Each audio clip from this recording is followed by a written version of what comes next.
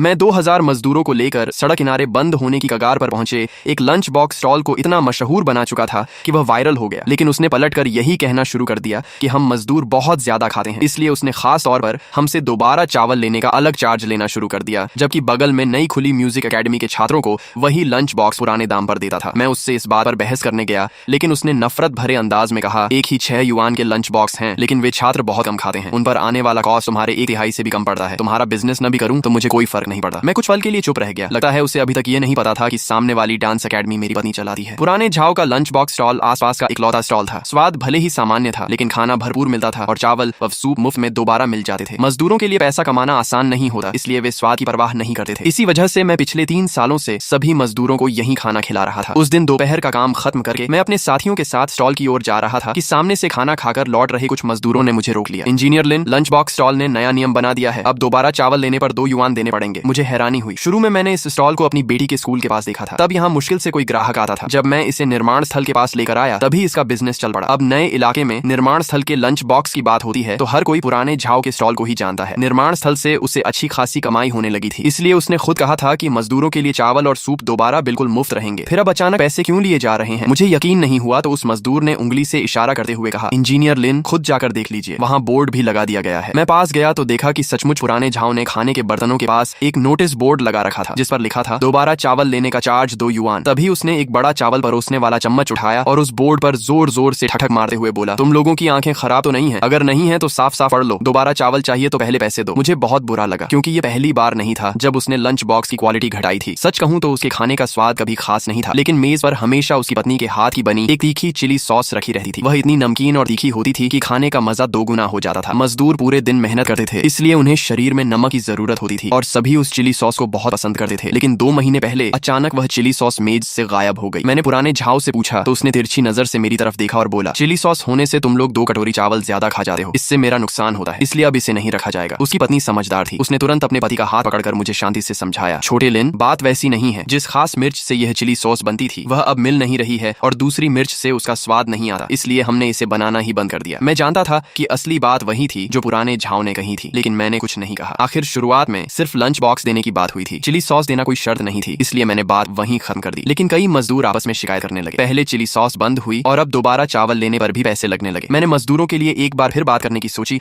और अनजान बनकर पुराने झाव से पूछा, पुराने झाव, यह नियम तो बाहर से आने वाले ग्राहकों के लिए होगा ना? उसने तुरंत जवाब दिया, बकवास मत करो, यह नियम खास तुम्हारे निर्माण स्थल के मजदूरों के लिए ही है। अगर मैं कोई कदम नहीं उठाता तो तुम जैसे मेहनत मजदूरी करने वाले लोग मेरा पूरा लंच बॉक्स स्टॉल ही बंद करवा देते। उसकी यह बात सुनते ही मेरे साथ आए सभी मजदूरों का गुस्सा फूट पड़ा। मजदूर शियाओ लियू ने एक लंच बॉक्स उठाकर सीधे पुराने झाव के सामने खोल दिया और बोला, जरा खुद ही बताओ, तुम्हारे इस खाने से भला हम तुम्हारा बिजनेस कैसे बंद कर सकते हैं? देखो तो सही, पूरे लंच बॉक्स में सिर्फ 3 टुकड़े ब्रेस्ड पोर्क के हैं और वो भी पूरे के पूरे चर्बी वाले। पुराने झाव ने तुरंत जवाब दिया, क्या तुम अंधे हो? ये दुबला मांस नहीं दिख रहा? मैंने ध्यान से उन ब्रेस्ड पोर्क के टुकड़ों को देखा, उनमें दुबला मांस तो दूर, ठीक से सोया सॉस तक नहीं डाली गई थी। पूरा मांस सफेद सफेद दिख रहा था, जिसे देखकर ही भूख मर जाए। फिर उसने चावल दिखाते हुए कहा, और ये चावल देखो, पहले से आधे रह गए हैं। कहा था 6 युआन में एक नॉन वेज और 3 वेज डिशेज, लेकिन जरा सब्जियां देखो, उन 3 बड़े चर्बी वाले टुकड़ों के अलावा इसमें जरा भी मांस है क्या? मांस कम दिया तो भी चलो मान लिया, लेकिन सब्जियों के साथ भी ऐसा धोखा। ये हरी सब्जी पीली पड़ चुकी है, आलू के छिलके तक नहीं उतारे, बड़ी मिर्च को कम से कम काट तो देते, सब्जियां खराब हैं, ऊपर से अब नमक तक डालना बंद कर दिया है। इतना फीका खाना कोई कैसे खाए? शियाओ लियू बिल्कुल सच कह रहा था। जब पुराने झाव ने पहली बार हमारे निर्माण स्थल के लिए लंच बॉक्स बनाना शुरू किया था तब वह जरा भी लापरवाही नहीं करता था। स्पाइसी चिकन में सिर्फ चिकन ही चिकन होता था, ग्रीन पेपर पोर्क में भरपूर मांस होता था, सब्जियां अच्छी तरह धोई जाती थी और तेल, नमक, सोया सॉस, सिरका, किसी चीज की कमी नहीं होती थी। लेकिन पिछले कुछ समय से उसने इतनी कॉस्ट कटिंग शुरू कर दी थी कि खाना खाने वालों की जुबान तक बेस्वाद हो गई थी। फिर भी पुराने झाव को जरा भी शर्म नहीं आई। उसने शियाओ लियू के हाथ से लंच बॉक्स छीन लिया और बोला, अगर पसंद नहीं है तो दफा हो जाओ, किसने तुमसे कहा था मेरा खाना खाने? कहते हो खाना फीका है, ये क्यों नहीं कहते कि तुम लोगों की आदत ही बहुत तेज मसाले खाने की है? जानते भी हो सिर्फ तुम्हारे लिए खाना बनाने में मेरे सीजनिंग पर कितना खर्च आता है। छोटे लिन, शुरू में तो तुम ही मुझे यहाँ लाए थे और अब तुम ही लोगों को मेरे खिलाफ भड़का रहे हो। तुम्हारा मतलब क्या है? कोई ऐसे भी करता है? मुझे उम्मीद नहीं थी कि वह उल्टा मुझ पर ही इल्जाम लगाएगा, लेकिन मैं उससे बहस नहीं करना चाहता था। अगर मैं उससे उलझ जाता तो मजदूर और वह आपस में मारपीट पर उतर आते। मैंने शांत होकर कहा, पुराने झाव, मैंने किसी मजदूर को तुम्हारे खिलाफ नहीं भड़काया, तुम्ही ने खाने का स्टैंडर्ड बहुत नीचे कर दिया है। शुरू में हमारी बात हुई थी कि 6 युआन में एक नॉन वेज, 3 वेज डिशेज और मुफ्त में दोबारा चावल मिलेगा। पहले तुम चिली सॉस देते थे, फिर बंद कर दी, हमने कुछ नहीं कहा। उसके बाद गाढ़ा सूप पतला हो गया, फिर सूप भी बंद कर दिया और आज तो मुफ्त में दोबारा चावल देना भी बंद कर दिया। क्या ये हमारी गलती है? तभी दूसरे मजदूर बोले, हाँ, तुमने लंच बॉक्स में खाना भी कम कर दिया है। हम सुबह भर मेहनत करते हैं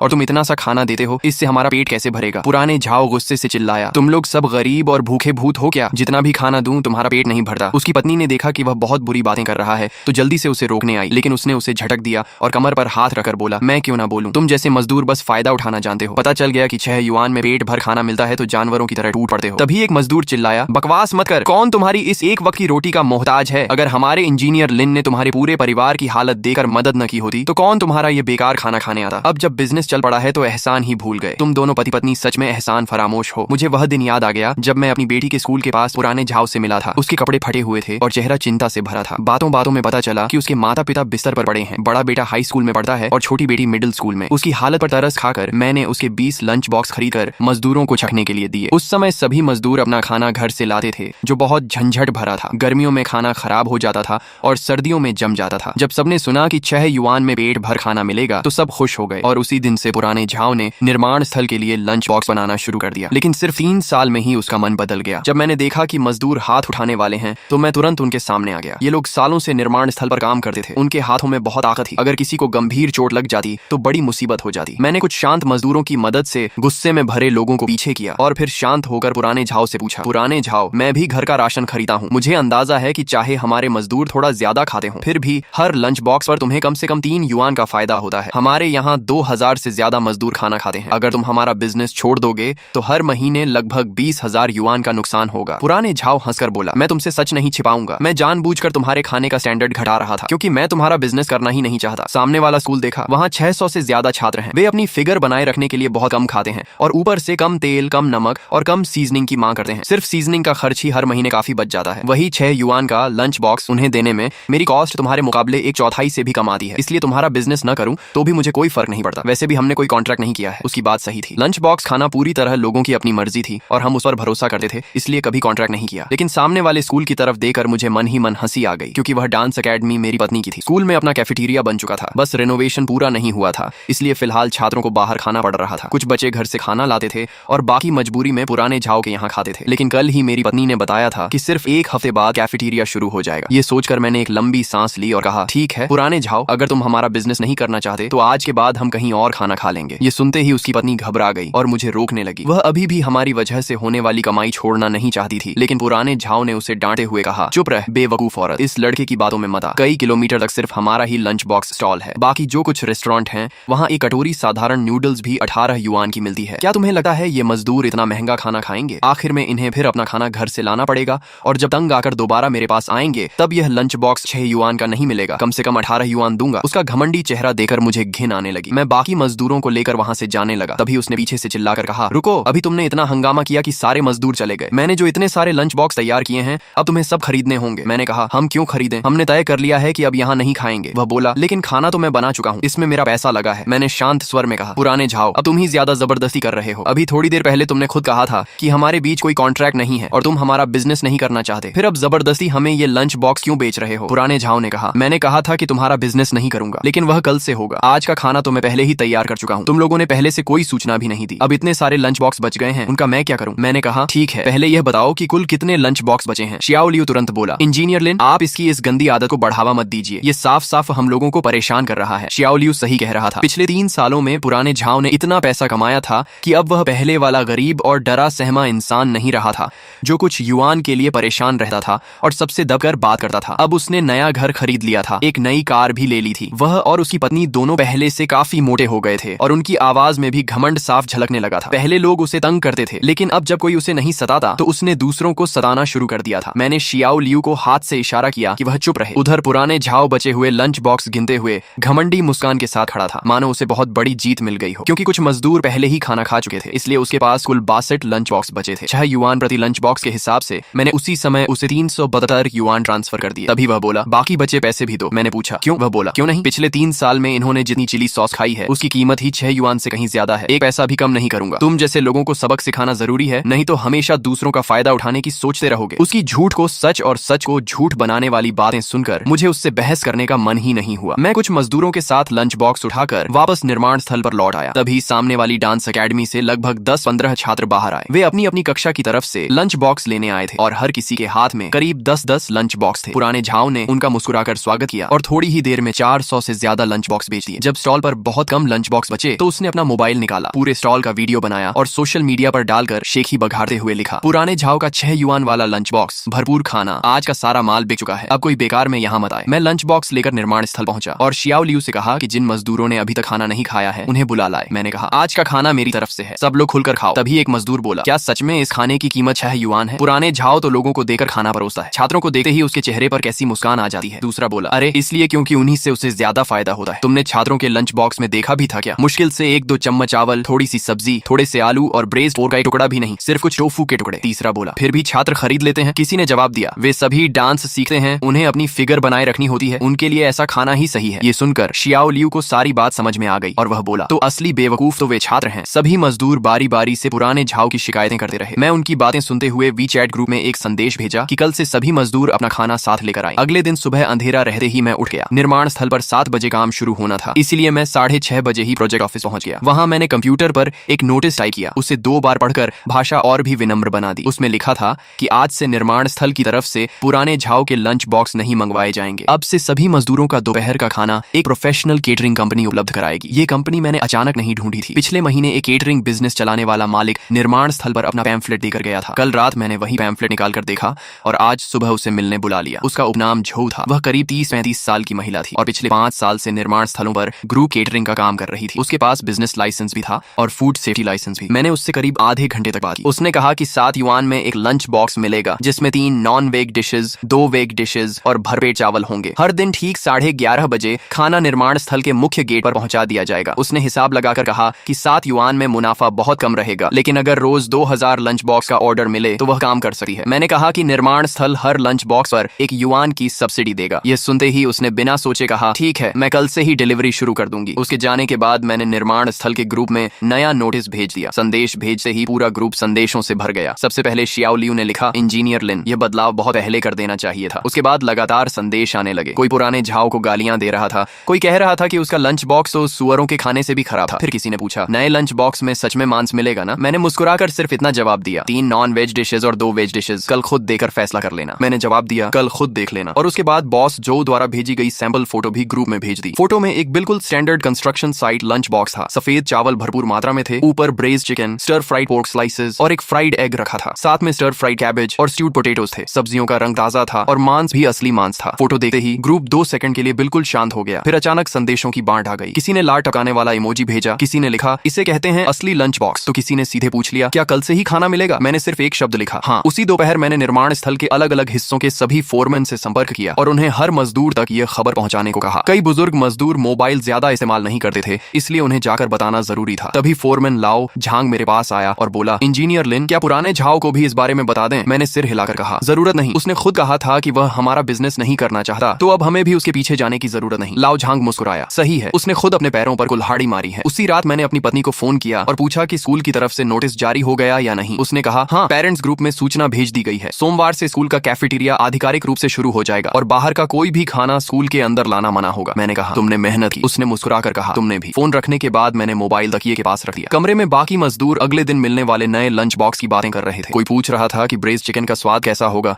कोई पूछ रहा था कि उसमें मिर्च मिलेगी या नहीं। मैं उनकी बातों में शामिल नहीं हुआ। आंखें बंद की तो अचानक 3 साल पहले की याद सामने आ गई। पहली बार जब मैंने पुराने झाव को देखा था, तब वह मेरी बेटी के स्कूल के बाहर बैठा था। उसके सामने मुश्किल से 10-15 लंच बॉक्स रखे थे और उनके ऊपर मक्खियां भिन-भिना रही थीं। उसने धुल धुल कर फीकी पड़ चुकी धूसर टी-शर्ट पहन रखी थी, जिसकी बाहें तक घिस चुकी थीं। जब मैं उसके पास से गुजरा तो उसने डरते डरते मेरी तरफ देखा, मानो उसे डर हो कि कहीं मैं यह न कह दूं कि वह रास्ता रोक रहा है। उसी समय मुझे उसकी हालत पर दया आई थी और मैंने उससे 20 लंच बॉक्स खरीद लिए थे। आज भी मुझे उनका स्वाद याद है। चावल बिल्कुल ताजा पके हुए थे। खाना भले साधारण था, लेकिन तेल और नमक भरपूर था। ब्रेज पोर्क में असली मांस था, जिसमें चर्बी और मांस दोनों बराबर थे। स्पाइसी चिकन में मिर्च से ज्यादा चिकन था। मजदूरों ने खाना खाकर मेरी बहुत तारीफ की और पूछा कि यह कहां से खरीदा है, क्या आगे भी मिलेगा। बस उसी दिन से पुराने झाव का लंच बॉक्स स्टॉल निर्माण स्थल के पास आ गया। 3 साल में उसका बिजनेस 10-15 लंच बॉक्स से बढ़कर रोज 2000 लंच बॉक्स तक पहुंच गया। सड़क किनारे मक्खियों से घिरे बैठने वाले आदमी ने नया घर खरीद लिया, नई कार खरीद ली। लेकिन इंसान जब अपनी शुरुआत और अपने एहसान भूल जाता है, तब उससे ज्यादा खतरनाक कुछ नहीं होता। मैंने करवट बदली और सो गया। मुझे पता था कि अगले दिन दोपहर तक पुराने झाव को सब समझ में आ जाएगा। सोमवार को ठीक 11:15 पर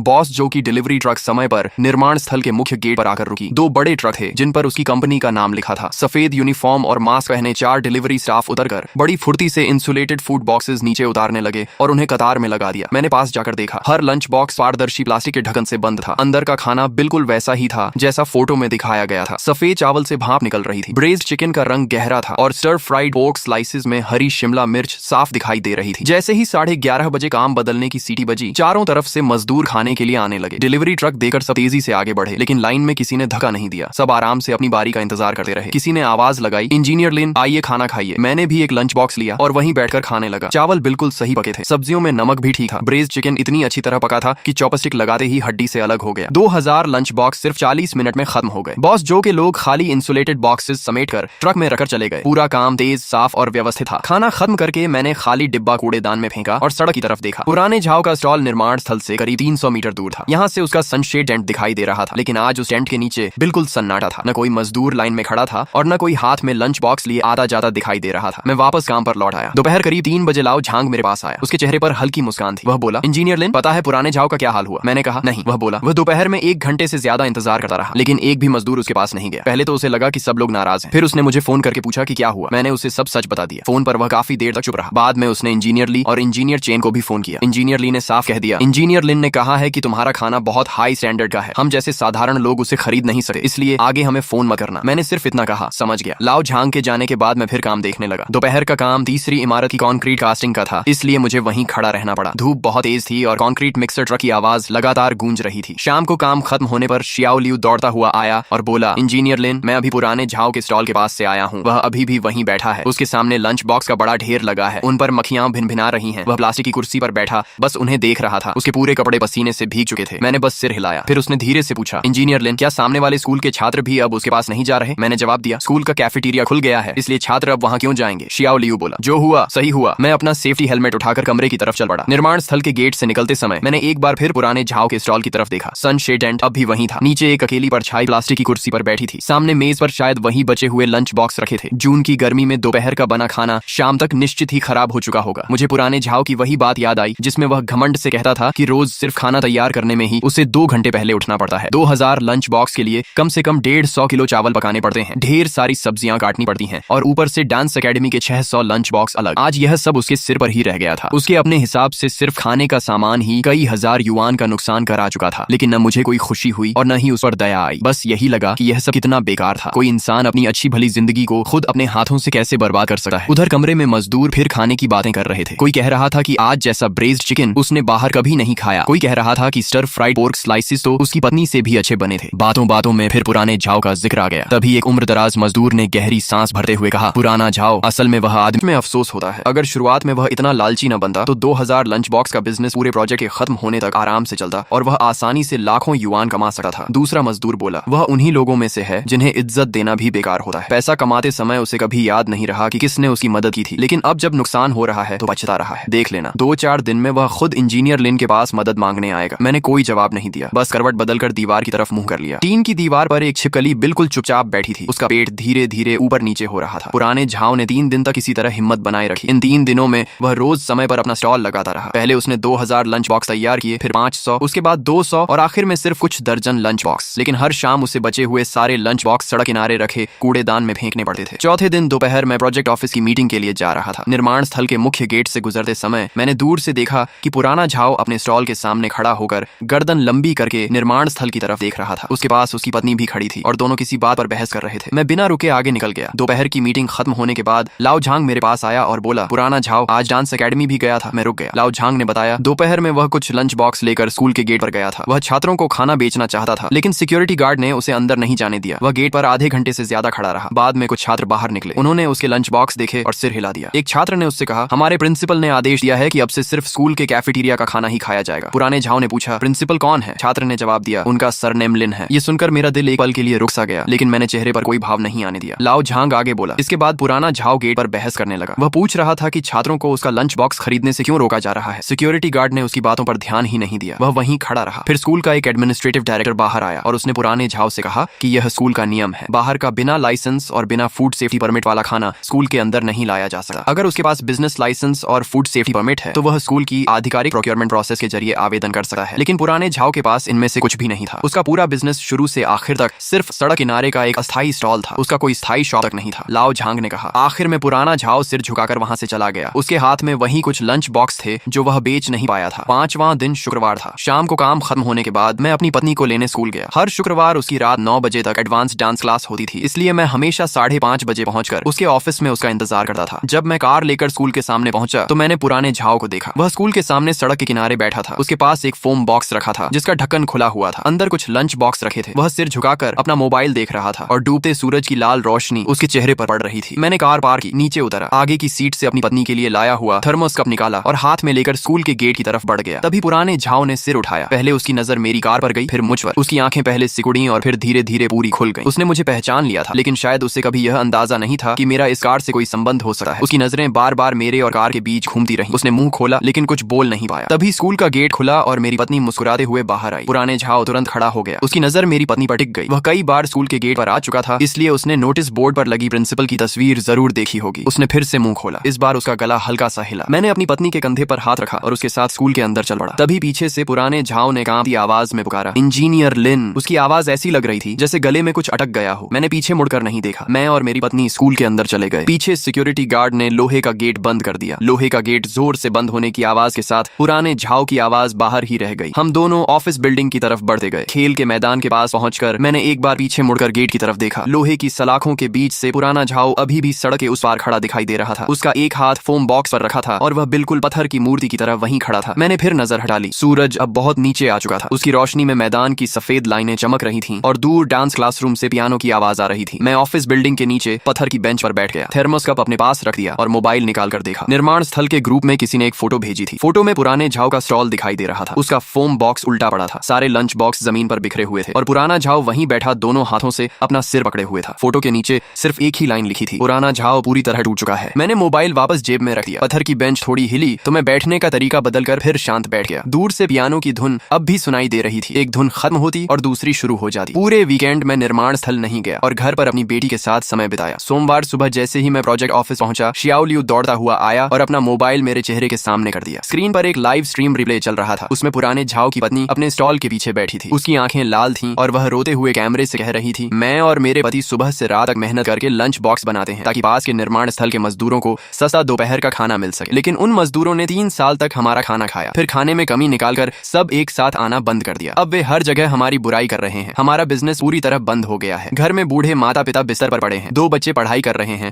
और अब कई हजार युआन का खाना हमारे हाथों में सड़ रहा है। पीछे पुराना झाओ सिर झुकाकर खड़ा था और ऐसा चेहरा बनाए हुए था जैसे दुनिया का सबसे बड़ा दुख उसी पर टूटा हो। मैंने पूरा वीडियो नहीं देखा और मोबाइल वापस शियाओ लियू को दे दिया। वह गुस्से में बोला, इंजीनियर लिन, ये कैसी बकवास कर रहे हैं? किसने उनका खाना मुफ्त में खाया? हर बार पैसे दिए गए थे। वह ऐसा झूठ कैसे बोल सकता है? मैंने शांत होकर कहा, उसे जो कहना है कहने दो। शियाओ लियू और भड़क गया। क्यों? पहले उसने हमें परेशान किया, अब उल्टा हम पर ही इल्जाम लगा रहा है कि हमने उसका खाना मुफ्त में खाया। अगर लोगों ने इस पर भरोसा कर लिया तो हमारी इज्जत का क्या होगा? ये तो साफ साफ झूठ फैला रहा है। हमें जाकर उससे सामने बात करनी चाहिए, उसके कमेंट सेक्शन में जाकर जवाब देना चाहिए। मैंने उसे रोका और उस वीडियो के आंकड़े देखे। सिर्फ 12 घंटे में 2 लाख नहीं बल्कि 20,000 से ज्यादा व्यूज और 300 से अधिक कमेंट्स आ चुके थे। ज्यादातर लोग पुराने झाओ पर तरस खा रहे थे और मजदूरों को एहसान फरामोश कह रहे थे। कोई लिख रहा था, ये मजदूर ऐसे ही होते हैं, सस्ता खाना दो तो भी शुक्रगुजार नहीं होते। कोई कह रहा था, बिजनेस में सबसे बड़ा खतरा ऐसे गरीब और लालची ग्राहकों से होता है। हर कमेंट आंखों में चुभ रहा था। शियाओ लियू गुस्से से कांपने लगा। उसकी गर्दन की नसें तक उभर आईं। उसने कहा, इंजीनियर लिन, अब और नहीं सहेंगे। उस दिन आपने लंच बॉक्स का जो वीडियो बनाया था, क्या वह अभी भी है? मैंने कहा, हाँ, सब संभाल कर रखा है। मैंने उससे कहा, उस दिन का लंच बॉक्स वीडियो, सारे ट्रांसफर रिकॉर्ड्स, स्क्रीनशॉट और बाकी सबूत इकट्ठा करके उसी वीडियो के कमेंट सेक्शन में डाल दो। किसी को गाली मत देना, बस सच सामने रख देना। शियाओ लियू ने तुरंत मोबाइल निकाल लिया। दोपहर के खाने के समय उसने सारे सबूत पोस्ट कर दिए। उस सफेद ब्रेस्ड पोर्क वाले लंच बॉक्स की फोटो जिसमें तीनों टुकड़े सिर्फ चर्बी के थे और सोया सॉस तक नहीं थी, आधा कटोरा चावल, 2 युआन में दोबारा चावल देने वाला नोटिस बोर्ड, 3 साल के सारे ट्रांसफर स्क्रीनशॉट और आखिरी दिन मेरे द्वारा भेजे गए 806 युआन का ट्रांसफर रिकॉर्ड भी। साथ में उसने सिर्फ एक छोटी सी लाइन लिखी, हर दिन 6 युआन, हर बार समय पर पूरा भुगतान। 3 साल में कुल 14 लाख नहीं बल्कि 14,000 से अधिक नहीं, 140,000 से अधिक युआन ट्रांसफर किए। हम जैसे साधारण लोग खाना नहीं बल्कि एहसान भूल चुके लोगों का जमीर नहीं खरीद सकते। दोपहर करीब 3 बजे जब मैंने फिर वही वीडियो खोला तो पूरा कमेंट सेक्शन बदल चुका था। शियाओ लियू की कमेंट सबसे ऊपर पहुंच चुकी थी और उसके नीचे हजारों जवाब आ चुके थे। किसी ने पुराने झाओ का वही पुराना वीडियो निकाल लिया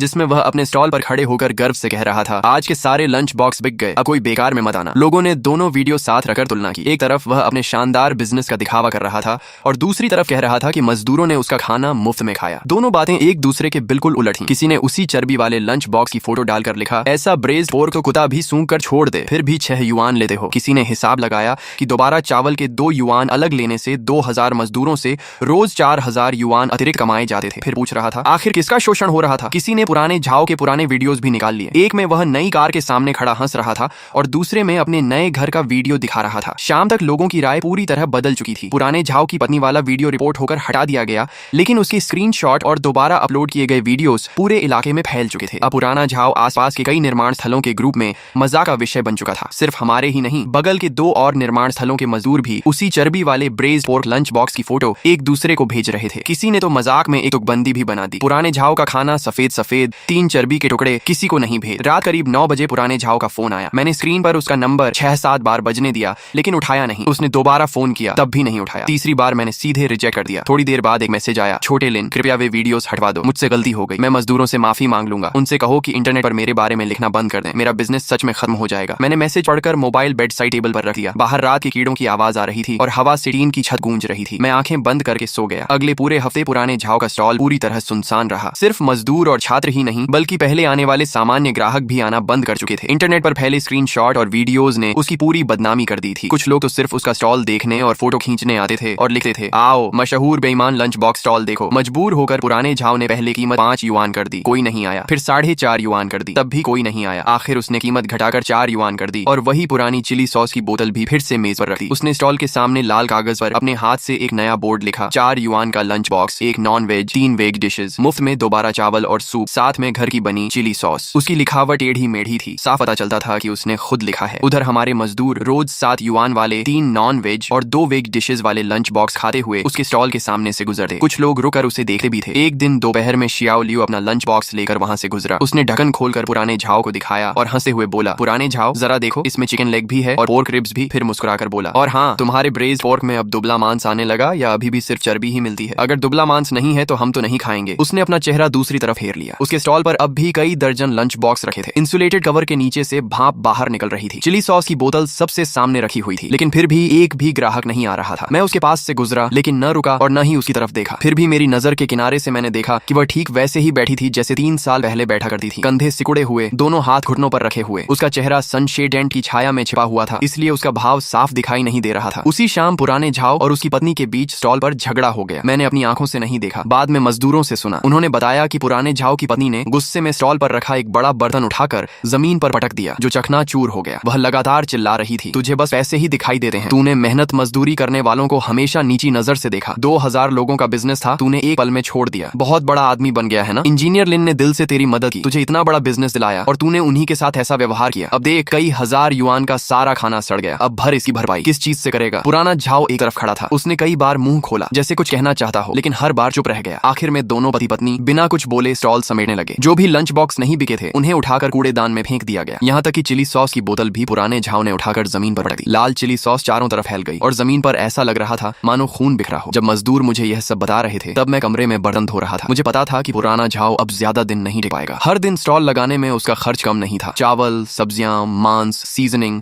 गैस और सामान ढोने वाली 3 पहियों की गाड़ी का फ्यूल, सब में पैसा लगता था। पहले जब वह 2000 से ज्यादा लंच बॉक्स बेचता था तो यह खर्च आसानी से निकल जाता था, लेकिन अब पूरे दिन में मुश्किल से कुछ लंच बॉक्स बिकते थे। हर बार स्टॉल लगाने का मतलब सिर्फ नुकसान था। सबसे बड़ी मुसीबत ये थी कि उसने घर और कार दोनों लोन पर खरीदे थे। हर महीने की EMI उसके बिजनेस के खराब होने से बंद नहीं होने वाली थी। मुझे उसकी हालत देखकर खुशी नहीं हो रही थी। सच कहूं तो दिल के किसी कोने में भारीपन था। 3 साल पहले जब मैंने उसकी मदद की थी, तब वह पूरी तरह सच्चे मन से की थी। मैं उसके परिवार की हालत जानता था। बूढ़े माता पिता बिस्तर पर थे, बच्चे पढ़ रहे थे और पूरे परिवार का बोझ उसी के कंधों पर था। उस समय मुझे लगा था कि वह मेहनती और ईमानदार इंसान है। जिंदगी मुश्किल जरूर है, लेकिन वह मेहनत से आगे बढ़ना चाहता है। मुझे कभी नहीं लगा था कि पैसा किसी इंसान को इतना बदल सकता है, या शायद पैसे ने उसे बदला ही नहीं बल्कि उसका असली चेहरा सामने ला दिया। अगर कोई इंसान दिल से ही तुम्हें नीचा समझता है तो गरीबी में वह बस अपनी भावना दबाकर रखता है, लेकिन जैसे ही पैसा आ जाता है वह खुद को रोक नहीं पाता। इसका पैसे से कोई संबंध नहीं होता, यह उसके असली स्वभाव का सवाल होता है। कुछ ही समय बाद पुराने झाओ ने एक और बहुत बड़ी बेवकूफी कर दी। उसका स्टॉल लगभग आधे महीने तक सुनसान पड़ा रहा। इन 15 दिनों में वह कभी स्टॉल लगाता, कभी नहीं। मुझे नहीं पता कि वह कहीं और भी लंच बॉक्स बेच रहा था या नहीं, लेकिन उसके चेहरे पर हर दिन बढ़ती थकान और मायूसी देखकर साफ समझ में आता था कि उसकी हालत अच्छी नहीं थी। असली घटना एक बुधवार को हुई। उस दिन दोपहर में निर्माण स्थल के पास वाली एक छोटी सुपरमार्केट की मालकिन मेरे पास आई। उसने बताया कि सुबह उसने पुराने झाओ के 2 लंच बॉक्स खरीदे थे और नाश्ते में खाए थे, लेकिन दोपहर होते होते उसे तेज दस्त शुरू हो गए। मैंने पूछा, हालत ज्यादा खराब है क्या? उसने कहा, मैं क्लिनिक गई थी, वहाँ IV ड्रिप लगवाई। डॉक्टर ने कहा कि गंदा खाना खाने की वजह से एक्यूट गैस्ट्रोएंटेराइटिस हो गया है। मैंने कहा, फिर पुराने झाओ के पास जाओ। उसने सिर हिलाकर कहा, उसने तो स्टॉल ही हटा लिया है, अब वह कहीं दिखाई नहीं देता। इसके बाद मुझे लगातार 2 2-3 और लोगों के बारे में भी पता चला जिन्होंने पुराने झाव के लंच बॉक्स खाए थे और उनकी तबीयत भी बिगड़ गई थी। वे सभी आसपास के सामान्य ग्राहक थे, निर्माण स्थल के मजदूर नहीं। सभी को लगभग एक जैसे लक्षण हुए थे, उल्टी, दस्त और पेट खराब। लोग कहने लगे कि शायद पुराने झाव ने एक्सपायर्ड इंग्रेडिएंट्स इस्तेमाल किए थे क्योंकि उसका लंच बॉक्स बिक नहीं रहा था। और कुछ दिनों तक यह बात चलती रही। किसी ने पुलिस में शिकायत की या नहीं मुझे नहीं पता, लेकिन पुराने झाव के स्टॉल के पास वाली दुकान के मालिक सीधे उसके पास पहुंच गए। उस मकान मालिक का सरनेम ली था, सब उसे बॉस ली कहते थे। पुराने झाव का स्टॉल भले ही खुले में लगता था, लेकिन जिस जगह पर वह स्टॉल लगाता था और जहां से पानी बिजली लेता था वह जगह बॉस ली से किराए पर ली हुई थी। बॉस ली बड़ा चालाक आदमी था। जैसे ही उसे पता चला कि पुराने झाव के लंच बॉक्स खाकर कुछ लोग बीमार पड़ गए हैं, उसी दोपहर वह लोगों को लेकर स्टॉल खाली करवाने पहुंच गया। पुराना झाव जाने को तैयार नहीं था। बॉस ली उसके सामने खड़ा हुआ और हाथ में रेंटल कॉन्ट्रैक्ट लेकर बोला, पुराने झाव खुद पढ़ ले। कॉन्ट्रैक्ट की 8वीं धारा में साफ लिखा है कि किराएदार किसी भी तरह का गैर कानूनी या नियमों के खिलाफ बिजनेस नहीं करेगा। तेरे पास कोई लाइसेंस नहीं है और अब तेरे खाने से लोग बीमार भी हो गए हैं। मैं अब यह जगह तुझे किराए पर नहीं दे सकता। पुराना झाव गिड़गिड़ाकर बोला, भाई ली, मुझे कुछ दिन और दे दो, मैं तुरंत सारे लाइसेंस बनवा लूंगा। बॉस ली ने सिर हिलाया, मामला सिर्फ लाइसेंस का नहीं है, तेरी बदनामी हो चुकी है। तू यहाँ स्टॉल लगाएगा तो मेरे दूसरे किराएदारों का बिजनेस भी खराब होगा। बगल में जो नई मिल्क टी शॉप खुलने वाली थी उसने भी तेरी वजह से यहाँ दुकान खोलने से मना कर दिया है। पुराने झाव ने धीरे से पूछा, तो पेनल्टी कितनी लगेगी? बॉस ली बोला, कॉन्ट्रैक्ट में अभी 8 महीने बाकी है, हर महीने 1500 युआन किराया है, 2 महीने का बकाया किराया और पेनल्टी मिलाकर कुल 14,000 युआन देने होंगे। ये सुनते ही पुराने झाव का चेहरा एकदम सफेद पड़ गया। उसने मुंह खोला जैसे कुछ कहना चाहता हो, लेकिन उसकी पत्नी ने पीछे से उसका कपड़ा पकड़ लिया। आखिर उसने मेज छोड़ दी। दोनों पति पत्नी चुपचाप अपना सामान समेटने लगे। सारे बर्तन, भगोने और सामान 3 पहियों वाली गाड़ी पर लाद दिए। 4 युआन वाले लंच बॉक्स का लाल कागज वाला बोर्ड हवा से उड़कर नीचे गिर गया। पुराना झाव झुकर उसे उठाने लगा। 2 पल तक उसे घूरता रहा और फिर बिना कुछ बोले गाड़ी में रख दिया। ये सब भी मुझे बाद में शियाओ लियू ने बताया। वह उस दिन टहलते हुए वहीं से गुजरा था। 3 दिन बाद पुराना झाव हमारे निर्माण स्थल पर आया। सही कहूं तो वह निर्माण स्थल के मुख्य गेट के बाहर बैठा मेरा इंतजार कर रहा था। उस दिन मैं सुबह से तीसरी इमारत की छत पर कंक्रीट पोरिंग का काम देख रहा था और दोपहर में नीचे उतरा। जैसे ही गेट के पास पहुंचा मैंने देखा कि चौकीदार के कमरे के पास की सीढ़ियों पर एक आदमी बैठा है। उसका हाल बिल्कुल वैसा ही था जैसा 3 साल पहले पहली बार देखा था। बाल बिखरे हुए, दाढ़ी बढ़ी हुई। जैसे ही उसने मुझे निर्माण स्थल से बाहर आते देखा वह तुरंत खड़ा हो गया। शायद देर तक बैठा रहने से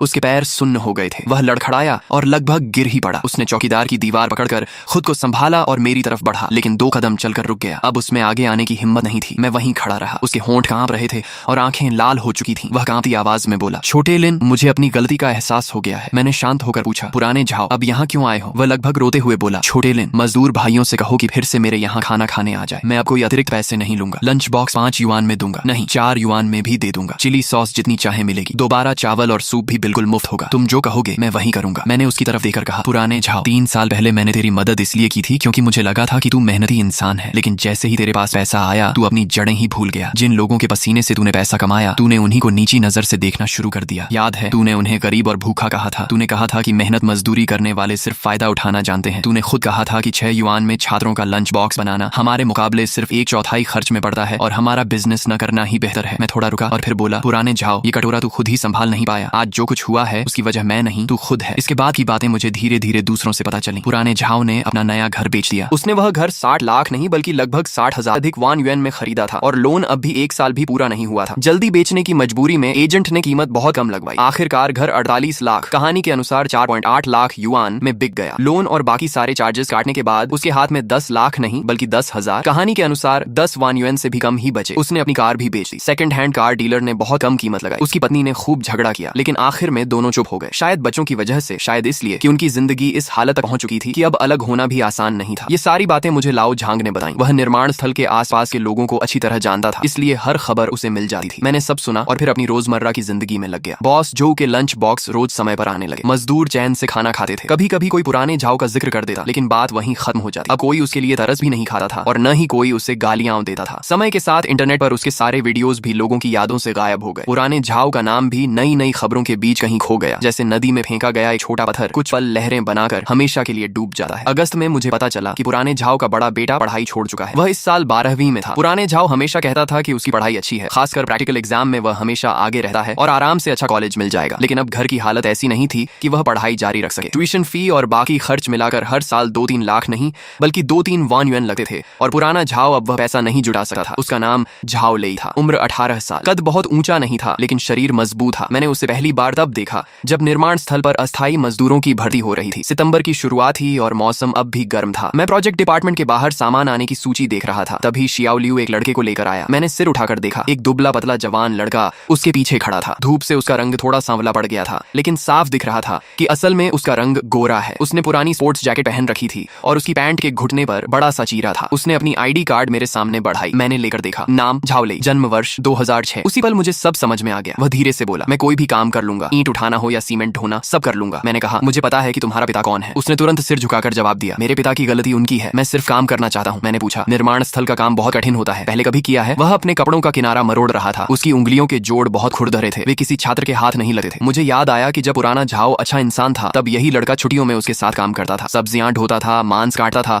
और हजारों लंच बॉक्स धोता था। मैंने उसे कोई परेशानी नहीं दी। मैंने शियाओ लियू से कहा कि उसे निर्माण स्थल के कैफेटेरिया ले जाए, वहां एक सहायक की जरूरत थी। रोज सुबह 5:30 बजे उठकर सब्जियां धोना, काटना, दोपहर में खाना बांटना और बाद में मेज साफ करना। खाना और रहने की सुविधा के साथ महीने के 800 युआन मिलते थे। ईंट ढोने से काम हल्का था, लेकिन खाली भी नहीं था। झाओ लेई ने काम शुरू किया और पूरी ईमानदारी से मेहनत करने लगा। हर सुबह सबसे पहले पहुंचता, रसोइयों के साथ तैयारी करता और दोपहर में सर्विंग काउंटर पर खड़ा होकर खाना परोसता। वह हर मजदूर की प्लेट भर कर देता, कोई भी उसके काउंटर से कम खाना लेकर नहीं लौटता था। एक दिन कुछ मजदूरों ने उसे पहचान लिया और बोले, अरे ये तो पुराने झाओ का बेटा है। झाओ लेई ने कुछ नहीं कहा। उसके हाथ का बड़ा चम्मच लगातार चलता रहा। वह आराम से सब्जी निकालकर हर प्लेट में बराबर मात्रा में डालता रहा। कैफेटेरिया के शेफ जो ने मुझसे कहा, झाओ लेई बहुत मेहनती लड़का है, कभी काम चोरी नहीं करता, कभी शिकायत नहीं करता, जो काम कहो चुपचाप कर देता है, बस बहुत कम बोलता है। हर शाम काम खत्म होने के बाद अकेले कैफेटेरिया के पीछे वाली सीढ़ियों पर बैठकर देर तक होया रहता है। एक दिन दोपहर में खाना लेने कैफेटेरिया गया। उस समय झाओ लेई ही सर्विंग काउंटर पर खड़ा था। जैसे ही उसने मुझे प्लेट लेकर आते देखा, उसके हाथ का चम्मच एक पल के लिए रुक गया। फिर उसने मेरे लिए भरकर एक बड़ा चम्मच ब्रेज्ड पोर्क रिब्स निकाले। मैंने उसकी तरफ देखा, उसने तुरंत सिर झुका लिया। उसकी आंखें हल्की सी लाल हो गई थी। उसने चम्मच के पिछले हिस्से से उन पोर्क रिब्स को मेरी प्लेट में अच्छी तरह दबाकर जमा दिया। मैं अपनी पुरानी जगह जाकर बैठ गया। पोर्क रिब्स इतने नरम थे कि चॉपस्टिक लगाते ही हड्डी से अलग हो जाते थे। मसाले का रंग भी गहरा था। मैंने 2 और खाए और अचानक मेरा हाथ रुक गया। मेरे दिमाग में 3 साल पहले की वही पहली लंच बॉक्स घूम गई जो पुराने झाओ ने मुझे खिलाई थी। उस समय उसका ब्रेज्ड पोर्क भी बिल्कुल इसी रंग का था। पोर्क बेली में चर्बी और मांस का संतुलन बिल्कुल सही था और स्वाद भी कमाल का था। मैंने चॉपस्टिक नीचे रख दी, फिर दोबारा उठाई और आखिर पूरी प्लेट खत्म कर दी। शाम को काम खत्म होने के बाद मैं झाओ लेई को ढूंढने कैफेटेरिया किचन गया। वह पीछे बर्तन धो रहा था। नल का पानी तेज आवाज के साथ बह रहा था। मैंने उसके पास जाकर कहा, झाओ लेई, अपने पिता की गलती कभी मत भूलना। जिंदगी में चाहे कितना भी पैसा कमा लेना, लेकिन उन लोगों को कभी छोटा मत समझना जिनके हाथों पर मेहनत की मिट्टी लगी होती है। उसने धीरे से सिर्फ इतना कहा, धन्यवाद, आपने मुझे यहाँ से जाने नहीं दिया। मैंने और कुछ नहीं कहा, मुड़कर किचन से बाहर निकल आया। जब मैं कैफेटेरिया से बाहर निकला तब तक शाम ढल चुकी थी। निर्माण स्थल पर लगे बड़े टावर क्रेन की लाइटें जल चुकी थीं और उनकी सफेद रोशनी दूर तक फैल रही थी। दूर बुलडोजर अब भी लगातार गरजते हुए काम कर रहा था। जब मैं अपने कमरे के दरवाजे तक पहुंचा तो एक बार पीछे मुड़कर कैफेटेरिया की तरफ देखा। किचन की लाइट अब भी जल रही थी। खिड़की पर झुकर बर्तन धोते हुए एक आदमी की परछाई साफ दिखाई दे रही थी। लगभग 2 महीने बाद मैं उस सड़क से गुजरा जहाँ कभी पुराने झाओ का स्टॉल लगा करता था। अब वहाँ कुछ भी नहीं था। सनशेड टेंट हट चुका था। खाली जगह को साफ करके वहाँ एक छोटा सा पोर्टेबल कैबिन बना दिया गया था। उसके बाहर सफेद और नीले रंग का एक बोर्ड लगा था जिस पर लिखा था, मजदूर सेवा केंद्र। यह जगह मजदूरों ने मिलकर चंदा इकट्ठा करके बनवाई थी। अंदर एक माइक्रोवेव, वाटर डिस्पेंसर, कुछ मेज कुर्सियां रखी थी। दीवार पर निर्माण स्थल के सेफ्टी रूल्स और जरूरी इमरजेंसी कॉन्टैक्ट नंबर्स चिपके हुए थे। एक कोने में रेफ्रिजरेटर रखा था जिसमें कुछ इमरजेंसी मेडिसिन और बोतल बंद पानी रखा हुआ था। माइक्रोवेव के पास वाली मेज पर एक कांच का बड़ा जार रखा था। उसमें गहरे लाल रंग की चिली सॉस भरी हुई थी। यह हमारे साथी लाओ चेन की पत्नी ने बनाई थी। स्वाद में बहुत नमकीन और तीखी थी, लेकिन चावल के साथ कमाल की लगी थी। मैं उस सेवा केंद्र के दरवाजे पर कुछ देर खड़ा होकर सब देखता रहा। अंदर कुछ मजदूर बैठकर दोपहर का खाना खा रहे थे। वे अपने घर से लाए हुए लंच बॉक्स को माइक्रोवेव में गर्म करके अभी अभी निकाले थे और उनसे सफेद भाप उठ रही थी। एक मजदूर ने चॉपस्टिक से भरपूर चिली सॉस निकालकर अपने चावल में मिला ली और पसीना बहाते हुए बड़े मजे से खाने लगा। धूप पोर्टेबल कैबिन की खिड़की से अंदर आ रही थी। उसकी किरणें उस कांच के जार पर पड़कर एक छोटी सी चमक बनाती थीं जो दीवार पर धीरे धीरे हिल रही थी।